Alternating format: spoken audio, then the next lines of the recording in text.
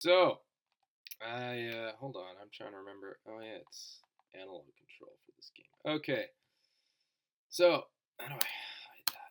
Okay, there we go. Had a pretty good day. This is same, just later on in the day from the last video. Um, yeah. So I'll just cut to the chase. I walked into that's my cat over there. I walked into Indigo bookstore. Okay, I was looking for some Hunter x Hunter and some. I found some Berserk as well, so I got that. I found some pretty good stuff, but the problem is, I walked in there and I saw literally the first thing I saw as I walked in there. I looked to my left and I saw trending on hashtag book talk, and I almost left. I almost left. Just just got up, almost left. Right then and there. That was very dark experience actually. Yeah, no, and people are saying like, "Oh, men are such porn addicts. They're such weirdos. They're such bro. Women do it too. It's just hidden, and it's actually legal to sell without ID, which I think is terrible. I think that's way worse. Um, and it's honestly like some of these people be reading it in public. Like I'm seeing like back when I was in high school, I remember there were these girls passing around this book that it was like, oh, that was a mistake. Um, Whatever. There was these girls passing around this book that was called, it was like some hockey book. It's a pretty popular one on that book talk stuff. But they were passing around this book, and I was like, and they're kind of like joking about it, and I was like, what's so special about this book? Like what's going on here? And I had one girl describe it to me, and I was just like, dude, what? Like, this is what you do in your free time? And it was just the regular book talk stuff. I don't even think I have to really explain what was going on in that book, but it's pretty nefarious. And yeah, the fact that we were like 17 or something at the time and just had full access to these girls just had full access to this type of material legally, not illegally. Illegally is a different question, okay? You know, fully legally. I think that's a bit of an issue. If you're gonna sell this kind of thing, if you're gonna buy this kind of thing, so be it. But don't sell it to kids. Don't sell it to anyone under the age of 18. Like that is weird, right? Don't market it to kids either. Don't involve the kids in any way. Like that's just it's a real issue. And yeah, book talk as a whole, let's just call it what it is. This smut as a whole is honestly like an issue. If you look at the top selling books right now, like 80% of them are smut or something like that. I think like 8 out of 10 of the top 10 books. I bet you like at least 7 of them are just going to be smut. The first one, the top selling ones also probably going to be smut. And that is that really shows you just how how much things have changed in the past however many years. Um, I'm not like too well versed on this. I don't read that kind of stuff, so I wouldn't really know. But yeah, no, like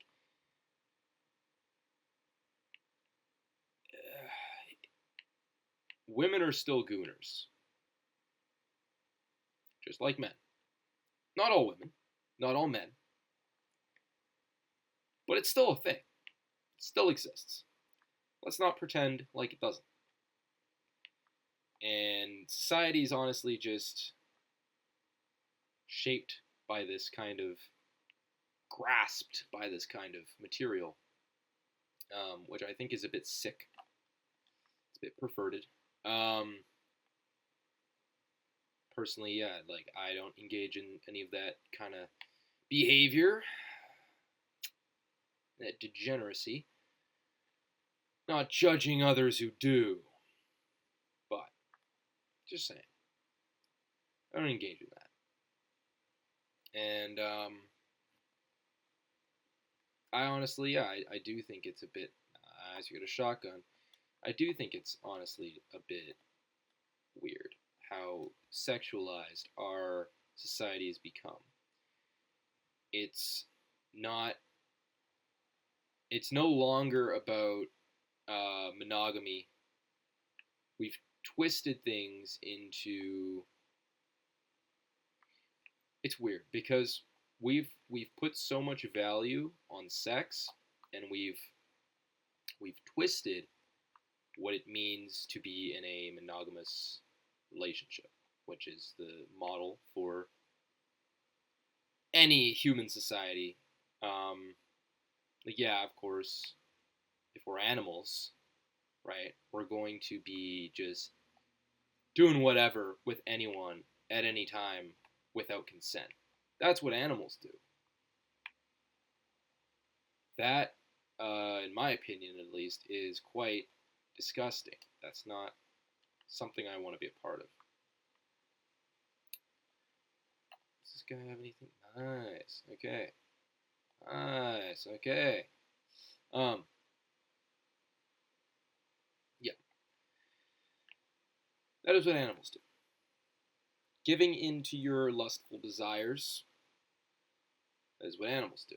I believe what separates us, one of the main separating factors as humans, that we are able to control our lust, most of us.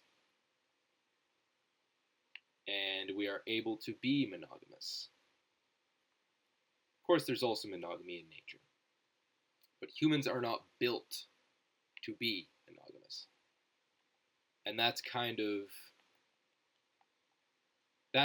the distinction I'm making. People, I think it's quite respectable, way more respectable, not to have, like, I don't know, like 10 women and just have one. Because yeah, you could have 10 women, but you choose to have one. It goes the other way around too. Society's not built. Our society is not built for us to be doing that.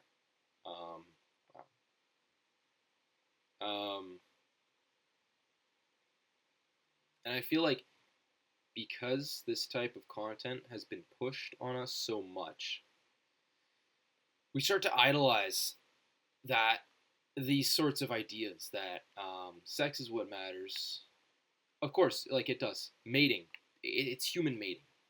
At the end of the day, that's all it is. It's what a relationship is. But there's a smarter, more intelligent, higher aspect that can't just be put into science or put into biological standards, which is monogamy, which is a relationship, which is having an emotional connection with someone that is beyond just mating. Of course, we are driven by mating. That is our main drive to get into a relationship, is to reproduce. But what happens when can just break. Okay, I'm healed here. What happens when you get into a relationship? You have that honeymoon phase, like 2-3 months, and everything's going great, and whatever. And then you afterwards start to kind of not lose feelings for each other, but that magic, that special feeling, the butterflies go away. And what happens when the butterflies go away? Some people, they move on because they're like, oh, I've lost feeling for you, whatever. Like, that's not losing feelings. You never had feelings for that person. You just felt butterflies and felt excited around that person. You never loved them. And I think like love is a deeper connection than just a feeling. You can feel something for someone, and it might last a long time. Yeah, but at the end of the day, it's a honeymoon phase. It still is. And you can. That's not to say you can't have fun in a relationship. Of course, it should be fun. It should be good. It should be healthy. Um, my point is, humans are built for mating. Once mating ends, move on. What a true human relationship is, in my opinion, is a deeper emotional connection. Wow. Okay, hold on. I'm gonna check these out. A deeper emotional connection, a almost like a commitment to your spouse. You don't see old people doing all this. When you get old, what it really comes down to is just a dedication to each other. It's not about any of this other external stuff that we place value on, and that nature places value on as well. But I think what a truly beautiful relationship is, and a very human relationship is a dedication and a loyalty to one another. And people are people keep dating for 3 months, finding a new partner, dating for 3 months, finding a new partner, and it's just a cycle that keeps continuing over and over again. And I feel like when you don't stick to, when you don't find someone and stick to them, and you're just looking for external validation, butterflies, feelings, and then you end it once you've lost feelings or whatever reason it may be. I feel like that is animalistic. You're jumping from one to the next. That's a mating season mentality, is what I like to call it. It's oh nice. Whoa, getting alien tech now. This game's wacky. Yeah, I feel like that's almost an animalistic behavior of just jumping between partners and never really. You're not finding your one. You're not gonna find your one if you just keep changing partners every 3 months, right? You're not like you need to build a relationship with someone, and not a lot of people do that. They don't want to do that. Not my problem, but it does impact me in the way that, and others who are trying to build a proper relationship in that way, where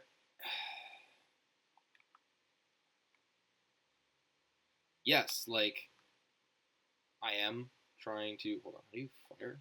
Yeah, there we go. Like, yes, I am trying to find something. Not right now. Maybe in the future, I would like to find something. And that would be great to find something. Oh, put it away. There we go. Yeah, this game has kind of wacky controls. Obviously I'm playing an emulator.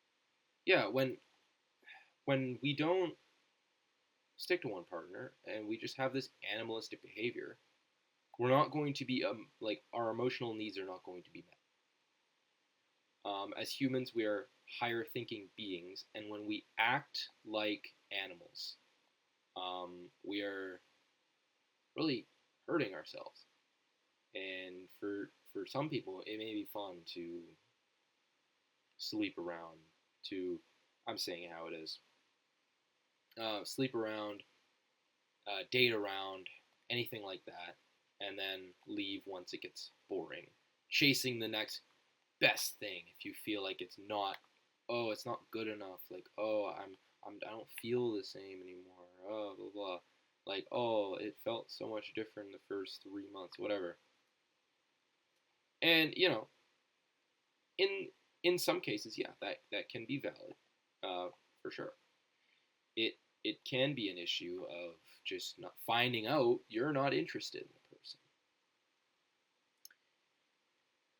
but to chase the validation, to chase that feeling that you get when meeting a new person, to chase that, I believe, is the death of happiness. In my opinion, I could be wrong. I'm 19, but this is all linked back to how sexualized our society's become. How I walk into Indigo books and I see trending on Book Talk. These women that are reading these books aren't getting into healthy, happy relationships. These men who are on the hub aren't getting into healthy, happy relationships. They're seeking partnership with fictional media that is actually very harming to how you see other people, how you see the opposite gender, or whoever you're attracted to. Could be a gay guy, but that's not me.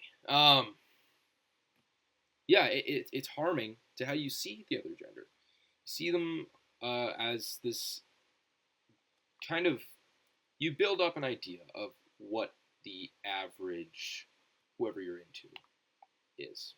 Average woman, average man. And you have this idealized fantasy about them all of a sudden. And I think that's a very,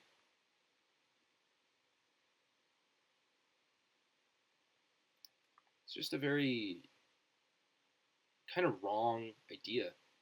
It's a wrong way to look at people, a wrong way to treat people, a very sexualized way, a very almost objectifying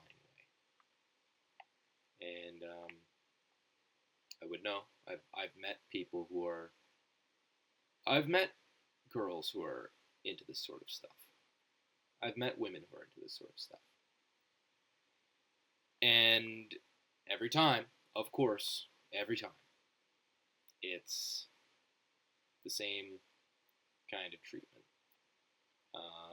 Jumping around, hopping around to the next one every 2 months. I'm not saying anything. I'm not saying this is exclusively for women. It's for men too. I understand that, but this is my experience. I don't think I need to clarify that. You guys aren't retards. You might be. Never mind. I might need to clarify. I don't care though. Anyways, these these women who engage in this sort of media, typically, from what I've seen, what I've met, they're jumping around always to the next one. They don't really see you as another human being to interact with, to get to know, to respect in a way. Ooh, boss fight. All right, shotgun time. So what was I saying? I beat the boss. I had to focus a little bit there, but what I was saying was these women that I've talked to, that I've met, who aren't who consume this kind of content and aren't exactly they don't exactly respect men, um, or whoever's described in these books as as people they want to get to know on a personal level. They see them as it's more just a means to an end for them. And yeah, you start to see people in a very twisted, kind of disgusting way that I don't agree with at all. I think it's cool. Um, I think it's kind of disgusting. I don't want anything to do with these types of people. And I know it goes the same for men. And I think because this content is so pushed in our society, it's honestly the death of monogamy. And it's the reason why it's so hard to find someone who is, well, for people who are, at least for people who are looking for that sort of thing, it's really hard to find a happy relationship now because everyone is so fragmented. Everyone is so absorbed in their own world, absorbing content that they shouldn't be. Um, and just very, very, very disconnected. Very, they all live in their own idealized world, and when you don't fit that ideal that they have, that they've set for you in their head before meeting you, you will get replaced. You will. Okay, moving on to the next one, right? Maybe I keep this guy around for 2 months. Move on to the next one once it gets boring, because they've because everyone's been so used to this instant gratification.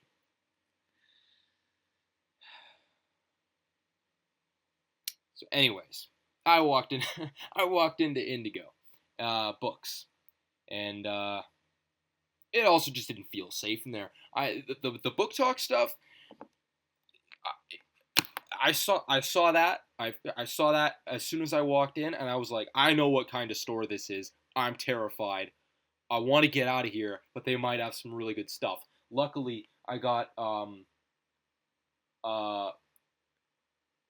I got volume 1, 2, and 4 of Hunter x Hunter, and for Berserk I got 4, 5, 6, and 10, which fills out my Berserk collection quite nicely. I just need, what is it, 8 and 9 now, and then I have pretty much the whole series up to 24. So, yeah, moral of the story, I don't actually really know. Bookstores are scary. Women gooners scare me. And I think Indigo Books is the death of monogamy.